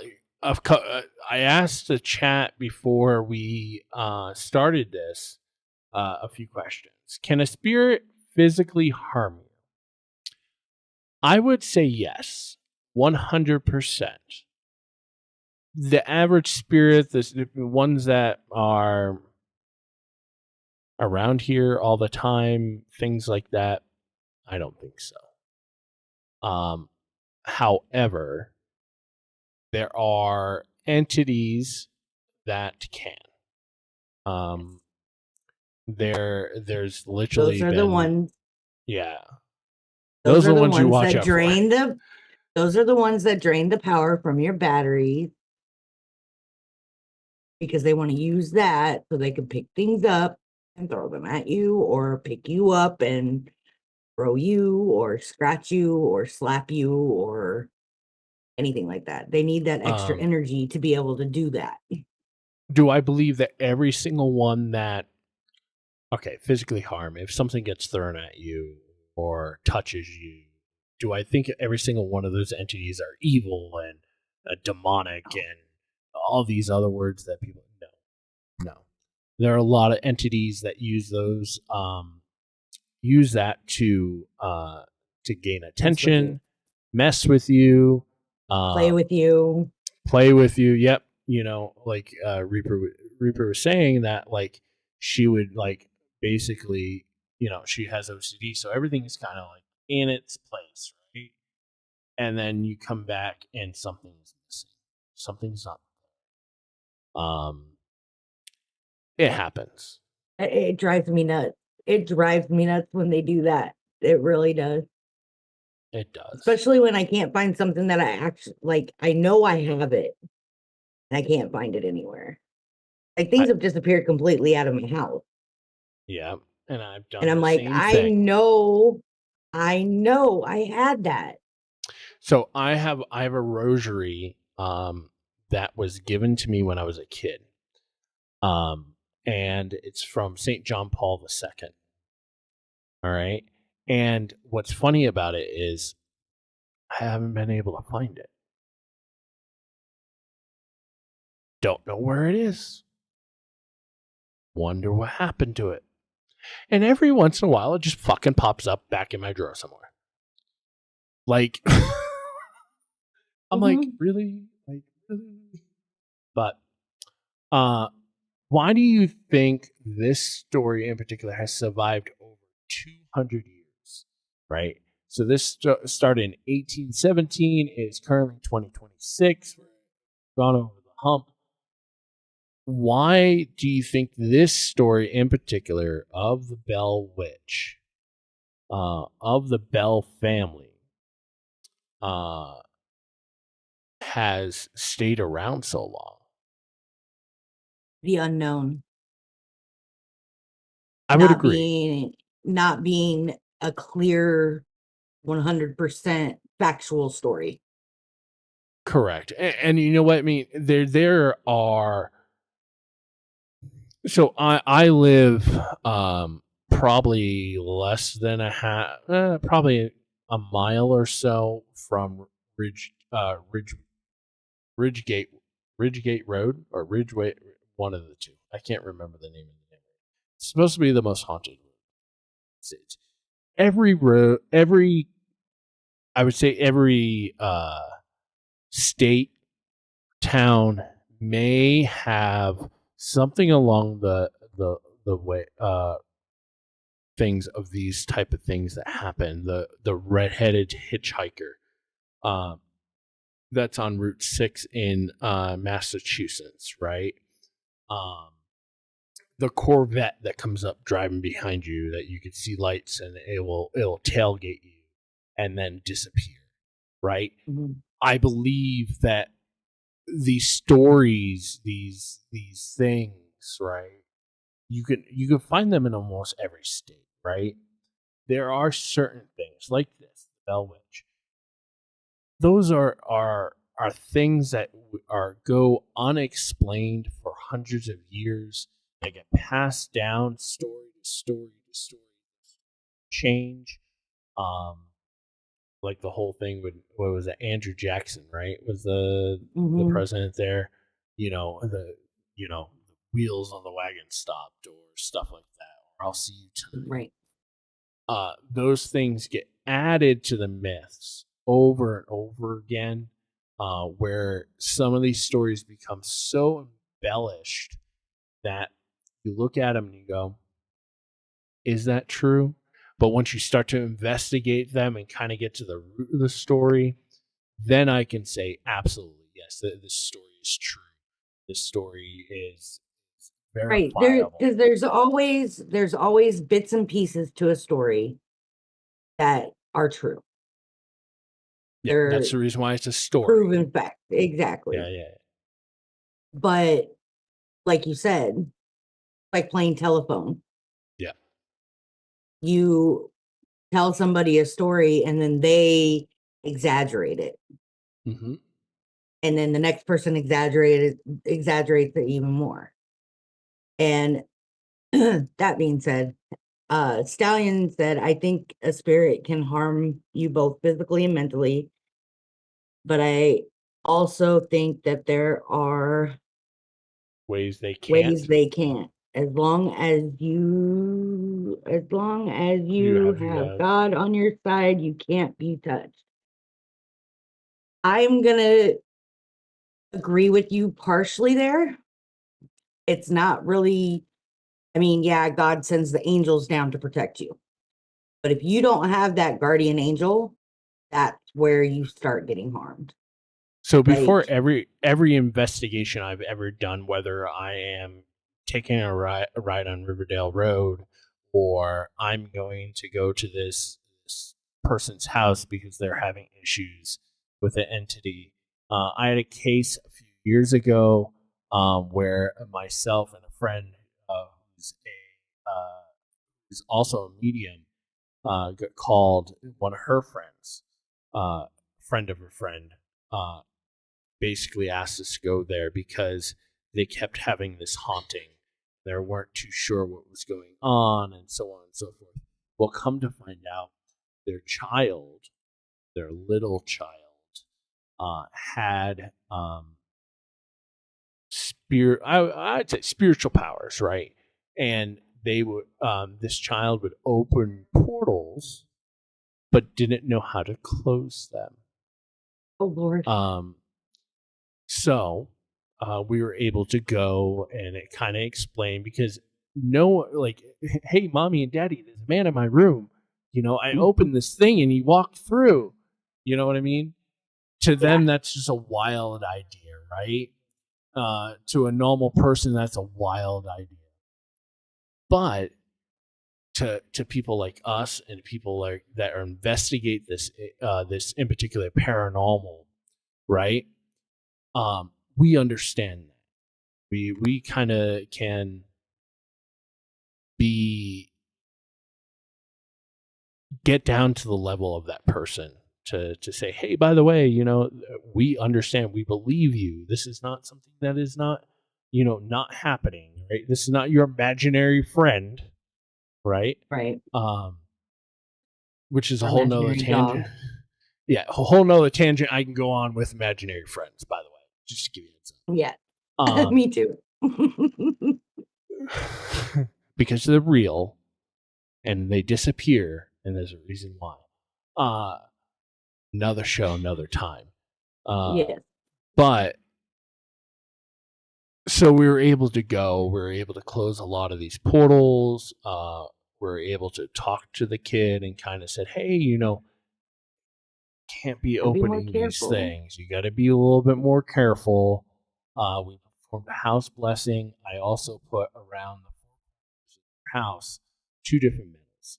One was the St. Benedict metal, and the other one was the miraculous metal. And we performed a house blessing for them.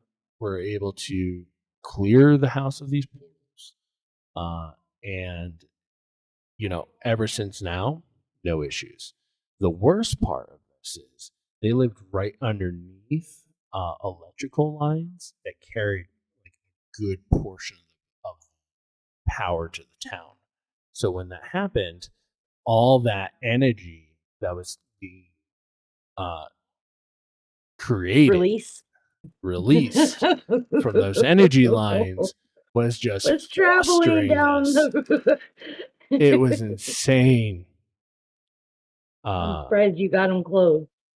Yeah, we got them closed. The portal opens and you're around power lines like that. It took some time, but I have a question for you. Yeah. Having what I call sixth sense, do you remember anything you experienced as a very young child? I do. I remember a dream, and I remember this dream like it is. I'm not too sure if it was dream. I'm not too sure if it was reality. Like it was like one of those things. And I remember it. I was a little kid. I was younger than 7 because it was when we lived back east. We lived in a different part of town before we moved to another town, but where I was born, different part of town. And I remember waking up, getting out of bed, and no one was there, right? I walked out of my room. People weren't at the kitchen table. I walked downstairs to my auntie's house, which wasn't really my aunt's house. And no one was there. But when I went back up upstairs, all I could see around me were these shadow people, right? These shadows that were there, which like freaked me out, of course. And then I was like, oh, I'm gonna go back to bed. I went back into my room, and as I went back into my room, this is weird. I went back into my room and I opened the door, and it was a closed down Chuck E. Cheese. You remember at Chuck E. Cheese? Do you remember the ride? It wasn't Dumbo, but it was an elephant. Mm-hmm. And that was the only thing that was working. Like all the games were silent, the lights were on, no one was there. And I got up on the Dumbo thing, and it just started moving, and of course I think I started crying or something like that. But there is a picture somewhere, I can't remember. There is a picture of me sitting on this stupid ride, and there's no one in the background. It must have been taken at close or something like that. So I'm not too sure if it was a dream or reality, you know what I mean, kind of like thing. Mm-hmm. But there was also shadow people there. I don't remember my mom being there. I don't remember my dad being there, or my sister, or anyone else, but me. But that is the earliest memory that is so, like, I could pull it up in my head. You know what I mean? And I was young. Okay. I was younger than 7. Stallion is talking about deja vu. Trust me, deja vu moments with me. Oh, I hate fucking deja vu. But it's not usually that day when I wake up from the dream that it happens. It happens over time. So, like, I'll be like, wait a second, I've had that conversation with somebody before, or I've heard those words before by the same person, but it wasn't like the conversation we were having, like me and you are having right now. But we'll touch on that later, because the very first memory that I can remember is 2 days before my grandpa died. Mm-hmm. I was 2 years old. 2 years old. And I remember us walking up the stairs, and he would always eat a peanut butter and banana sandwich before he went to bed. And he would cut me a half of one, and I would go up with him and we would eat it. We would watch a show, and then I would fall asleep. And then he'd put me to bed. Okay. I remember these vivid details. One time we were walking up the stairs, and my grandma lived in what you would consider a 4-story house. She had an attic that you could go up into. She had an upstairs, downstairs, and a basement. Okay. Very old Victorian style house. And I walked up with my grandpa that night, and I told him, I said, Grandpa, I want to go to my room tonight. So I went in my room, and this little girl was sitting on my bed, and she was talking to me. I could see her clear as day. My grandpa heard me talking and comes in there, and he goes, who are you talking to? I go, you don't see Amanda? The girl had the same name as my sister, okay, which was really freaky. But the little girl goes, you need to go with him. And I was like, okay. That happened the night before he died. So I went with him. We went and did our thing, and we got our peanut butter banana sandwich, and we went upstairs and we were watching the show. And then all of a sudden, my grandpa said, I love you, Munchkin, because he always called me Munchkin. He goes, I'll see you in the next life. He laid down, closed his eyes, and that was it. He stopped breathing. Wow. So that little girl was telling me that I needed to go with my grandpa so he could tell me goodbye. But she was a ghost. Yeah, it's. And then I saw the little girl come in the room, and then I saw a light come out of my grandpa, go into the little girl, and then she disappeared. So basically, I was meant to be a Reaper since I was 2 years old. Because that's what I believe a Reaper is. They come collect the souls and take them to where they're supposed to be. That's what I truly believe a Reaper is. And so that was the very, very first encounter that I can remember. And I was contemplating on whether to talk about it or not, because I got this really heavy feeling right after you started playing the first video. Yeah. And I'm sitting here and I'm like, okay, maybe that's somebody telling me I should talk about it. And that heavy feeling. So what's interesting about this is that, so we used to have, when I was a little, so this was 7, 8, maybe 9, 10 years old, right? We lived on a main road in these like tall, they're not apartment buildings, but they're houses, and they had 3 floors. And then in the back, there was 3 floors. And then there was like this dirt patch, and then along the dirt patch is where the trash was. But on the other side, on the first floor, is where our landlord lived. His name was Pete, and Dolores was his husband, was his wife, and they were old.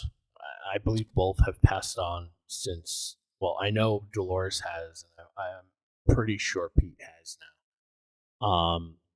But Dolores used to always lay on the swing that was like behind them, because they had like their little driveway where he'd park his Cadillac. He was so proud of that gold Cadillac. I could like picture it like to this day. And behind that there was like a little table, chair, and like, remember when those like swings you're able, like, that had a bench that was metal? This was white. Like, I can literally see describing it to you, and padding. And she used to lay out there all the time, and I'd come over and we'd sit and we'd chit chat, and she would tell me about the olden days. She was old enough to live during the Depression. She was telling me one time that she had to go to the food bank with their families to get their rations and stuff like that, right? Well, one night I was sleeping with my sister that night, which was weird. Like, that never really happened. And I was in her room, and it was like, it had to have been like 2 a.m., 3 a.m. around that time. And I like woke up, and Dolores is standing there, and she just like waves, disappears. And I was like, oh, that's weird. So I left because I was like, sleeping in my sister's room. I'm gonna go to my room now. This is too fucked up. So I went to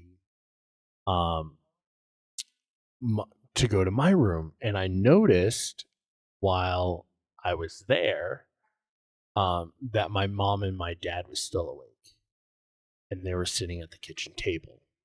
So I was like, maybe I'll get some water or something like that. So I walked out there, and Pete was sitting there with them, and Pete's crying, and I looked at my mom and my dad and Pete, and I said, Grandma Dolores died, didn't she?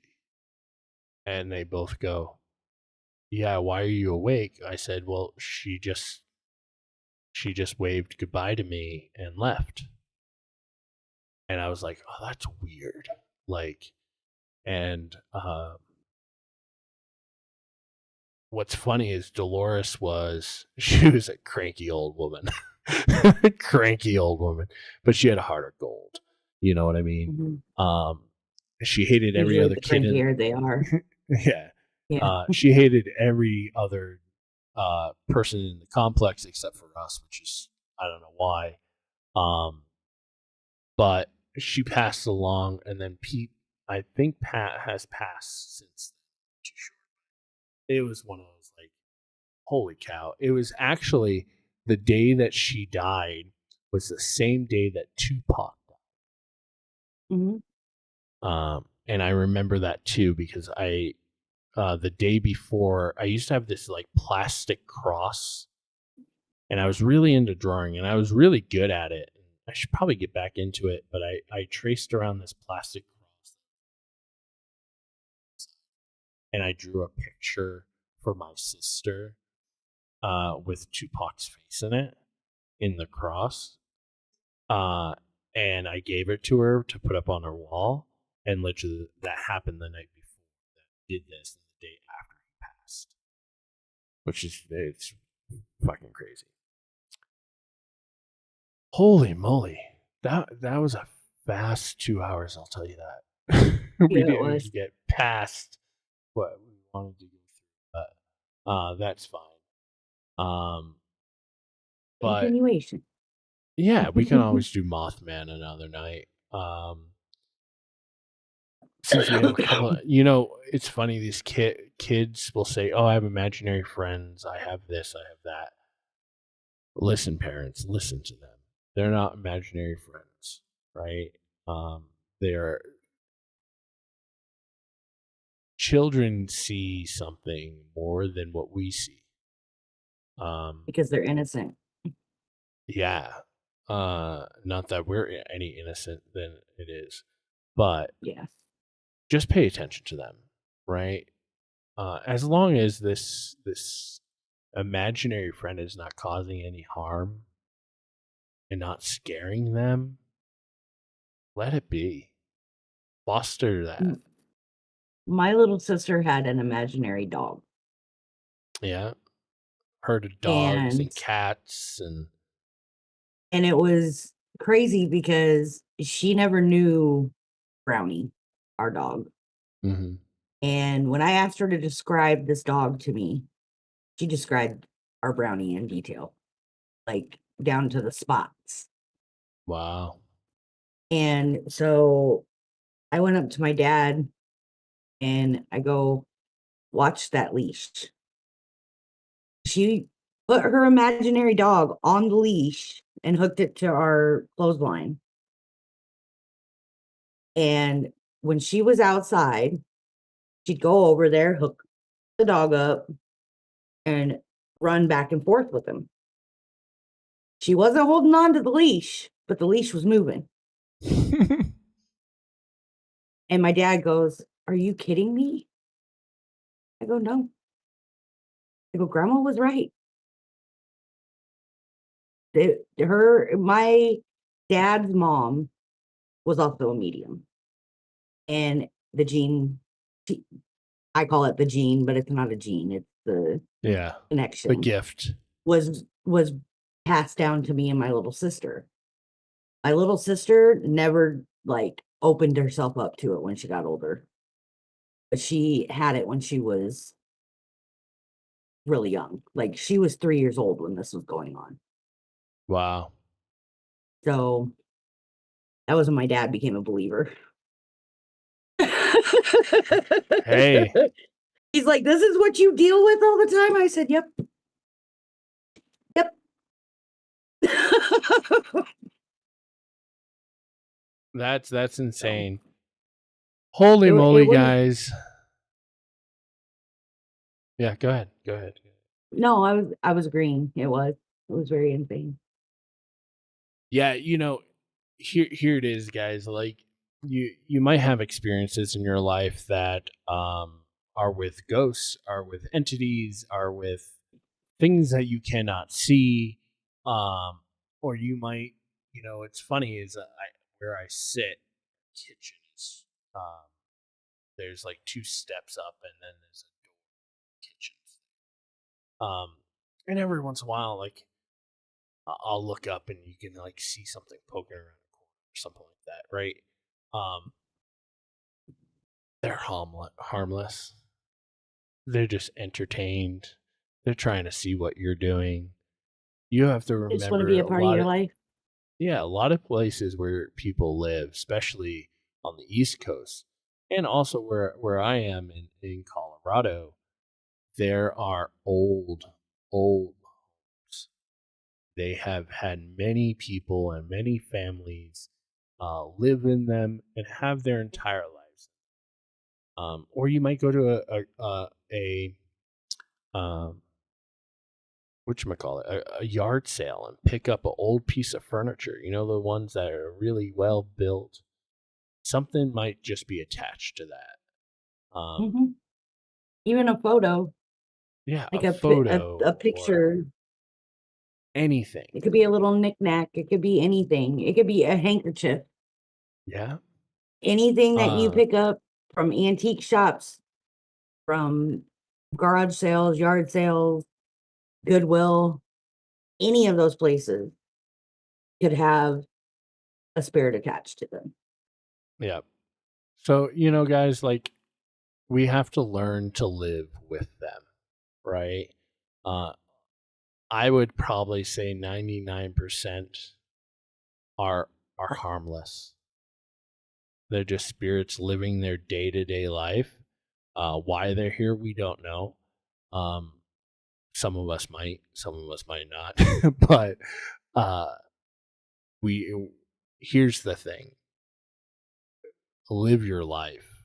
Live your life to the fullest, and be just present in what you do each day, because you never know who's watching. And there's a lot of people that I've talked to that are like, "Oh, I have the spirit that follows me around," and I'm like, "Yeah, you do. Like, they just enjoy watching you live your life. So go have some adventures." Make sure that you guys, if you ever decide you want to go ghost hunting, go to a place to go ghost hunting. Make sure you get permission first, because it really stinks when the police show up, or a shotgun goes off. But not only make sure that you have permission from the people that own the building, yes, or the land or anything like that, make sure that you have permission from the ghost. Yeah. Because if you go into a place that is haunted and you don't have permission from that ghost to be there, that's when bad things start happening. Absolutely. And be respectful. Respect is key in these things.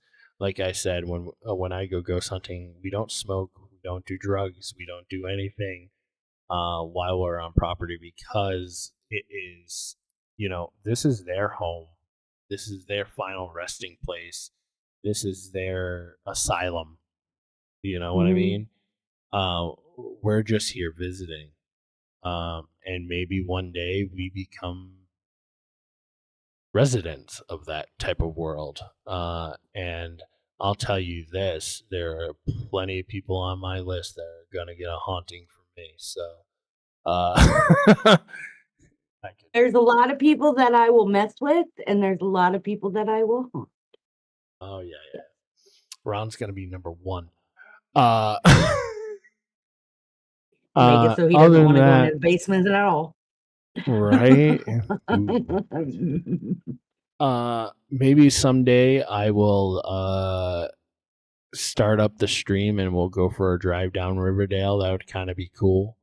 It'll have to be probably a later stream, but time that Lady Reaper is back on vacation. Also, not to plug anything, but in October, live once again from Darkness Con, but in Snake River, Idaho, at the Red Lion there. If you haven't checked them out yet, they're also on YouTube channel. Just got put up. The official Darkness Con is their tag. Go follow them over there.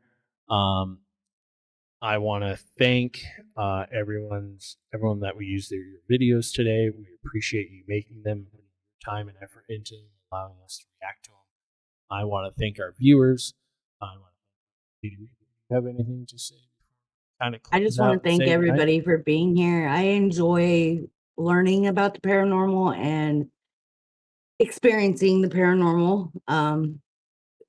I've had a lot of experience with the paranormal, a lot of experience with ghosts, spirit, all of that, obviously, as a medium. There are so many things that you need to learn if you do want to look into this. So educate yourself before you go just do something. You need to, there's certain things that you really need to do. But I want to thank everybody for being here. I want to thank everybody for continuing your support. I want to thank my partner Asylum for doing most of the work, because I was a little depressed the last couple of days to do anything.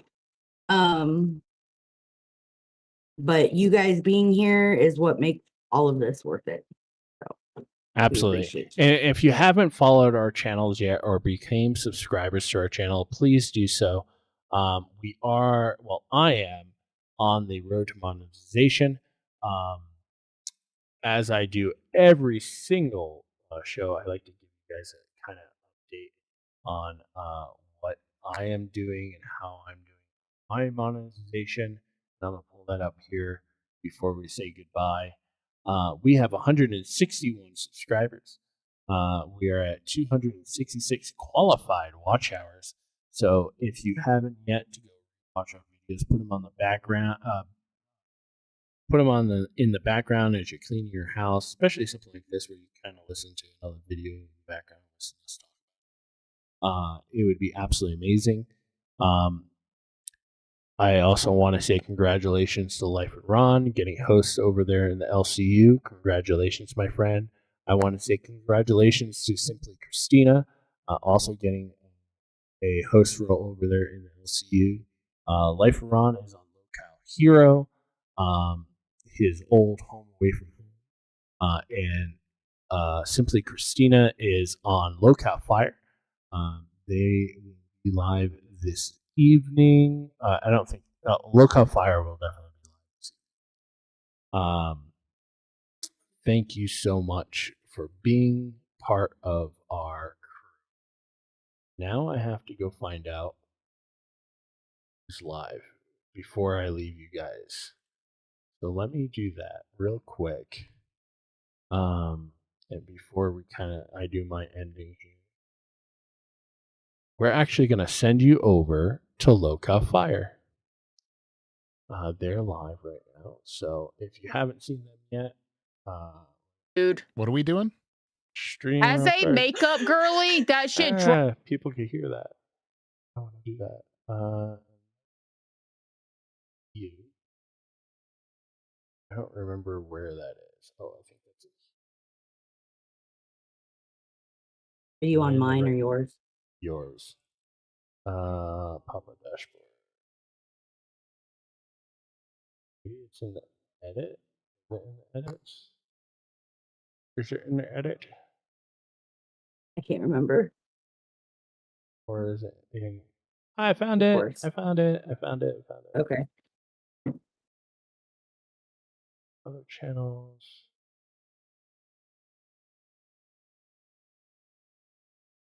All right. That redirect is in. Ladies and gentlemen, thank you for joining us. I also want to thank Angel for popping into our stream over on Beam. If you haven't yet, go see them over there. There's a great community over there and plenty of shows to watch.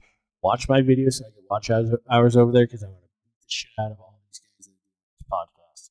I want to be number one by the end of August over there. On YouTube, if you haven't followed me yet or subscribed, please do so. Turn that bell on, like our streams, rewatch our streams, watch our shorts, all kinds of stuff like that. But I appreciate each and one of you because we truly believe over here it is not the quantity of our fans, it is the quality of our fans. And I appreciate each and one of you. Please take care of one another, but most importantly, take care of yourself, okay? Have a great night. See you on the flip side.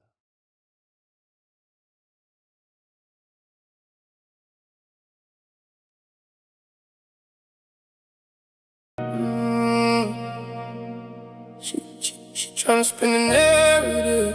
She wanna act like I'm crazy. I got released from the asylum, so goddamn I got money. She tryna spin the narrative. She wanna act like I'm crazy. I got released from the asylum, so goddamn I got money. They said they sent the Reaper, so I sent mine. Except mine's a lady. Hey, Lady Reaper came to take your soul. Meetings went left, can't decide up on or go. She the type to come and show you how it's done. The content went from drama to the whole chat having fun. We ran up all these views up, she go get it done. Lady Reaper took you out the vibe and show you what's behold. Don't you dare try to walk outside, man, it's getting cold. From the fact that Asylum made it off the court. Lolcow, this the Lolcow Wonderland. Asylum and Lady Reaper came to turn up again. Check the clock, then check it again. Asylum come, you ain't standing a chance. Content, breaking in the dance. The mob said don't be afraid. I got options, but I'm here to stay. Mom said jump, don't be afraid. Hop off the porch, I'ma be mad. We came from the gutters in a wonderland. Asylum the man, don't you understand? Talk too fast and he take your hand. This the live stream where we take a stand. Two against y'all when we fight for fans. Middle finger up to the government. We hate the other side, so it's them who's gonna face the punishment. God won't judge us, but we'll judge her with his covenant. Had so many issues, I had a ton of it. She tryna spin a narrative. She wanna act like I'm crazy. I got released from the asylum, so goddamn I got money. She tryna spin a narrative. She wanna act like I'm crazy. I got released from the asylum, so goddamn I got money.